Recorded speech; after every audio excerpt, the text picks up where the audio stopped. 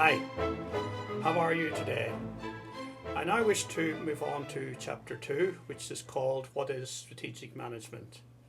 And rather than giving you a definition as to what strategic management is, I want to adopt the style of Jesus, which he used in the Bible, which was using parables to explain complex things. And this is the parable of John Smith, who's a very smart young man altogether. He works as a senior manager in a regional firm of buildings, and he likes always to look very smart.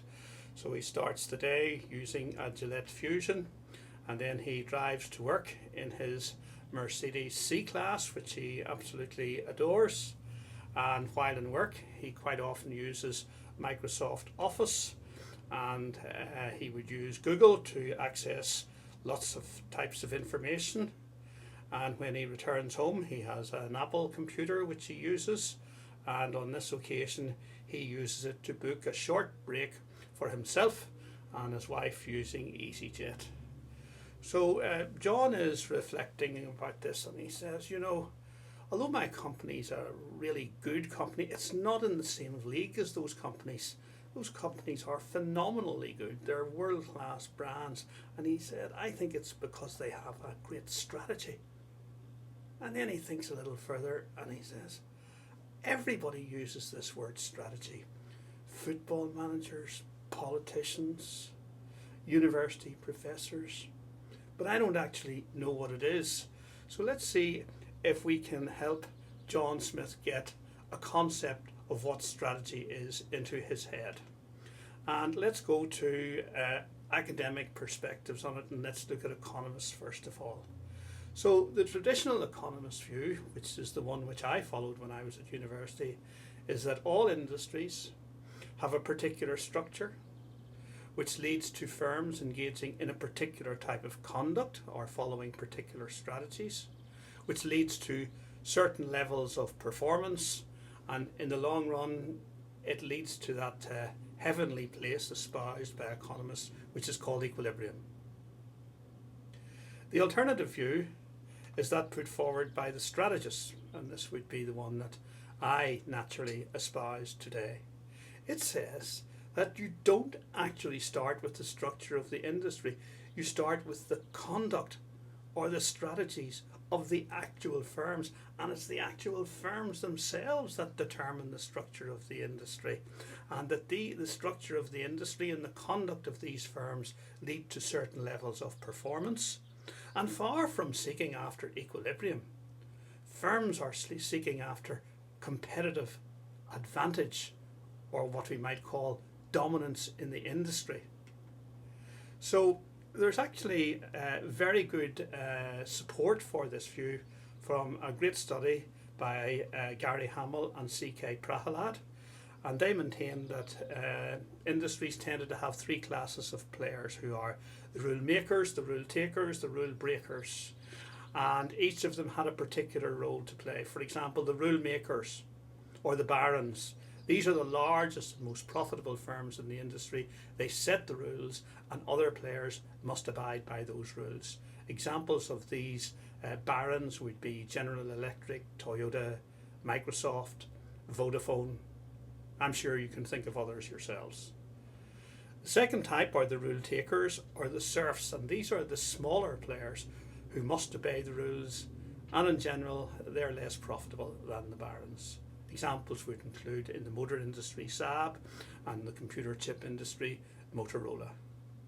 And the third, and from my perspective the most interesting type of players, are the rule breakers, or the revolutionaries. These are initially small rebel firms who say, we do not accept the rules set by the barons. We are going to establish our own rules. And these rules will be the rules that we hope will prevail in the future. And they absolutely overturn the existing strategic norms in the industry and help it to transform. Two examples, which I'm sure you'll be familiar with, are Ryanair in the airline industry and Napster in the recorded music industry. Now, although it's common to divide organisational decisions into three types: corporate, divisional, and product, there's another way of looking at organisational decisions, which I think is more insightful.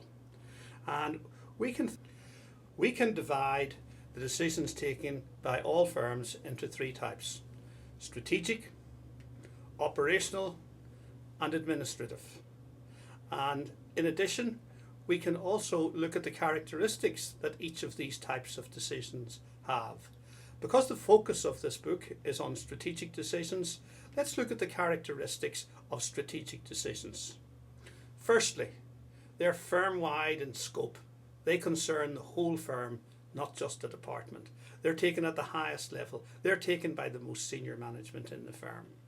Their time span is many years, perhaps decades. The assets used tend to be fixed, and as a consequence of that, it's very difficult to reverse strategic decisions. They tend to be very high risk decisions.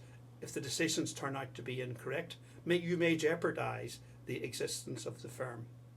Good strategic decisions tend to be visionary. That is, they see long term into the future in some unique type of way. They don't occur very often. They're most infrequent, and they tend to be unique. And as a consequence of those two characteristics, it's very difficult to prepare for them. At the opposite end of the spectrum are operational decisions, whose scope tends to be maybe just a department. They're taken by lower levels of managers. Their time span is much shorter, maybe a year, maybe less than a year.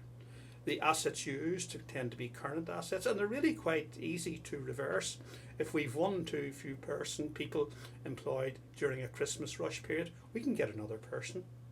They tend to be low risk.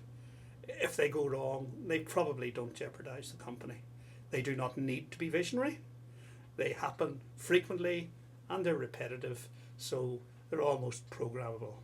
I'm not going to look at administrative decisions, but just to leave you with the thought that they're somewhere in between those two. Let me look at some examples of recent strategic decisions with which I'm sure you'll be familiar. And you can read it for yourselves, but I look and I see that Northern Rock was the whole firm affected. The iPhone, who was involved in deciding to take that strategic decision.